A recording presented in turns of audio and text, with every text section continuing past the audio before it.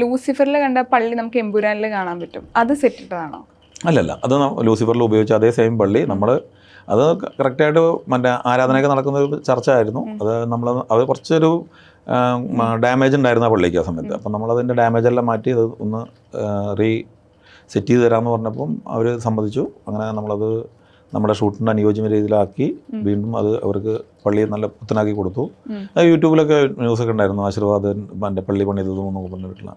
അത് കഴിഞ്ഞിട്ട് നമ്മൾ ഇപ്പോൾ വീണ്ടും വന്നപ്പോൾ പിന്നെ എമ്പുരാനിൽ ആ പള്ളി ആവശ്യം വന്നപ്പോൾ വീണ്ടും അവരെടുത്ത് പോയി റിക്വസ്റ്റ് ചെയ്തു, വീണ്ടും അവർ അനുമതി തന്നു. അപ്പം ഇപ്പം നമ്മൾ ഓട് മാറ്റിയിട്ട് അതിന് ഷീറ്റ് വേണമെന്ന് പറഞ്ഞു, ടിൻ ഷീറ്റ് വേണമെന്ന് പറഞ്ഞിട്ട് ടിൻ ഷീറ്റ് ഇട്ടിട്ടാണ് ഇപ്പോൾ ചെയ്തിരിക്കുന്നത്.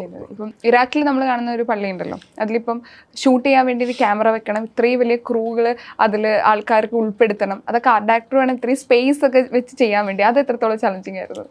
അല്ല, നമുക്ക് ചെല്ലുന്നത് ഇപ്പോൾ ഞാൻ പറഞ്ഞത് ഒരു സ്ക്രിപ്റ്റ് വായിക്കുന്ന സമയത്ത് നമ്മൾക്കിപ്പോൾ ആ ഡോറിൽ നിന്ന് ഇത്ര നേരമുള്ളൊരു വാക്കിങ്, അതൊരു ഇപ്പം അതിനകത്ത് ഒരു നരേഷൻ പോകുന്നുണ്ട്. ആ നരേഷനകത്ത് ആ മറ്റേ പള്ളിയുടെ ഉള്ളിൽ നിന്ന് ആരും ഇതിലൂടെ പോയിട്ട് മറ്റേ ഡബിളിൽ നിന്ന് എഴുതി എല്ലിലേക്ക് പോയി അവസാനിക്കുന്ന. അപ്പോൾ ഇത്ര ലെങ്ത്ത് വേണം എന്നുള്ളത് ആ സ്ക്രിപ്റ്റിലുണ്ടത്. അത് നമുക്ക് ഇമാജിൻ ചെയ്യാൻ പറ്റും. അപ്പോൾ അതിനകത്ത് നമ്മൾ ആ ഒരു ലെങ്ത്ത് നമ്മൾ പ്ലാൻ ചെയ്യും. അപ്പം എന്നിട്ട് അതിന് ശേഷം നമ്മൾ മറ്റേ ലൊക്കേഷൻ കാണുന്ന സമയത്ത് ഒന്നുകൂടി കൺഫേം ചെയ്യും ഡയറക്ടറോട്. നമ്മൾ ഇവിടെ മുതൽ ഇവിടം വരെയാണ് പണിയാണ് ഉദ്ദേശിക്കുന്നത്, ഇത് മതിയോ, അല്ലെങ്കിൽ ഇത്ര വേണോ, അല്ലെങ്കിൽ ഇത്ര വേണ്ട, അല്ലെങ്കിൽ ഇത്ര മതി എന്നുള്ളത് അവിടെ നിന്ന് തീരുമാനിച്ചു കഴിഞ്ഞിട്ടുണ്ടെങ്കിൽ പിന്നെ നമ്മൾ അതിന് മുമ്പ് തന്നെ നമ്മളിതിൻ്റെ എല്ലാം മിനിയേച്ചർ ഉണ്ടാക്കിയിട്ടുണ്ട്. ആ മിനിയേച്ചറിൽ എല്ലാ ഫുൾ ഡീറ്റെയിൽ ഉണ്ട്. അതിനകത്ത് മറ്റേ മിഷേൽ മെനു നടന്നു പോകാനുള്ള ആ ഒരു ഇതും അവിടെ ഹൈഡ് ചെയ്യുന്നതും അതിൻ്റെ ഓരോ സാധനങ്ങൾ അത്രയും ഡീറ്റെയിൽ ആയിട്ട് നമ്മൾ മിനിയേച്ചർ ചെയ്തിട്ടുണ്ട്. അത് മിനിയേച്ചർ കണ്ട് ഡയറക്ടർ കണ്ട് കൺഫേം ചെയ്ത്, ക്യാമറാമാൻ കണ്ട് കൺഫേം ചെയ്ത്, പ്രൊഡ്യൂസർ കണ്ട് കൺഫേം ചെയ്തതിന് ശേഷമാണ് നമ്മൾ അതിൻ്റെ പണികൾക്ക് ഇറങ്ങുന്നത്. എത്ര ഏക്കറിലായിരുന്നു ആ ഒരു സ്ഥലം? അത് ഏക്കർ എന്ന് വെച്ചാൽ ലെങ്ത് ആയിരുന്നു. എനിക്ക് തോന്നുന്നു ഒരു 200 മീറ്റർ ബിലോ ഉണ്ടായിരുന്നു ലെങ്ത് അതിന്. പള്ളിയുടെ ഇൻറ്റീരിയർ ഇല്ലാതെ എക്സ്റ്റീരിയർ വെച്ചിട്ട് മാത്രം ഇൻറ്റീരിയർ 200 ഫീറ്റ് ബിലോ. എംബ്രാനിലൊരു ടൈലിൻ സീൻ ഉണ്ട്, അപ്പം അത് എത്രമാത്രം ആർട്ടാണ്, അതോ ഒറിജിനൽ ആണോ? ഓയിൽ റിഗിൻ്റെ ഒറിജിനൽ ഓയിൽ റിഗ് തന്നെ അബാൻഡൻ ആയിട്ട് അവിടെ തന്നെ സ്റ്റുഡൻസിനും ഒക്കെ അവർ റെഫർ ചെയ്യാനൊക്കെ വേണ്ടിയിട്ട് ഒരു പ്രൈവറ്റ് ആണത്.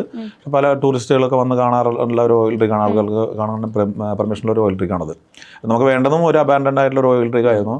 അത് കുറച്ച് ഭാഗങ്ങൾ കുറച്ച് സെറ്റപ്പുകൾ ചെയ്തിട്ടുണ്ട്. അതിൽ ലൈറ്റ് ലീക്ക് ഇല്ലാതെ ഒരു ഇൻറ്റീരിയർ സ്പേസ് ഡാർക്ക് റൂം ആയിരിക്കണം എന്നുള്ള. പിന്നെ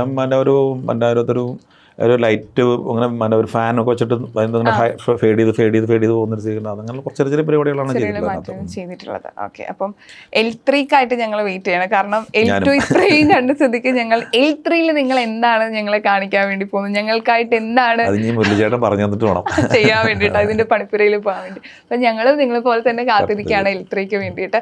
ഇപ്പം ലാലേട്ടൻ ഇൻട്രോസ് സീനിൽ വരുന്ന ആ 2 ഹെലികോപ്റ്റർ, 3 എണ്ണമാണല്ലോ, അത് ആളുകൾക്ക് വന്ന് നേരിട്ട് കാണാൻ ആഗ്രഹം ഉണ്ടെങ്കിൽ അത് സാധിക്കും? അത് എനിക്ക് തോന്നുന്നു തീർച്ചയായും നടക്കുന്നതാണ് തോന്നുന്നത്. വെച്ചാൽ ആശീർവാദിൻ്റെ കസ്റ്റഡിയിലുണ്ട്. അന്നച്ചേട്ടൻ പെരുമ്പാവൂർ ഇരിക്കുന്നുണ്ട് 2 ഹെലികോപ്റ്ററും. പക്ഷെ അതിപ്പോൾ എല്ലാം അഴിച്ചു വെച്ചിരിക്കുകയാണ്. പാർട്സ് ആയത് ചില ഫുൾ സെറ്റ് ചെയ്യണം. ആളുകൾക്ക് അങ്ങനെ ഒരു താല്പര്യം ആളുകൾ പ്രകടിപ്പിക്കുകയാണെങ്കിൽ ചിലപ്പോൾ മിക്കവാറും ആശീർവാദിനെ കോൺടാക്ട് ചെയ്താൽ നടക്കുന്ന സാധ്യതയുണ്ട്.